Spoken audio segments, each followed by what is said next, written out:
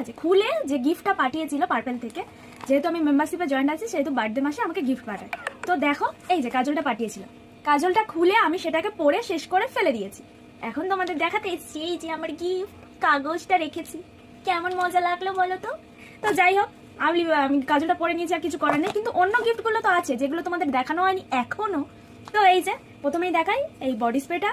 তো এই বডি স্প্রেটা হলো আমার বাবা আমাকে টাকা দিয়েছিল জন্মদিনে, তো সেই টাকায় আমি এটা একটা বডি স্প্রে কিনে নিয়েছি।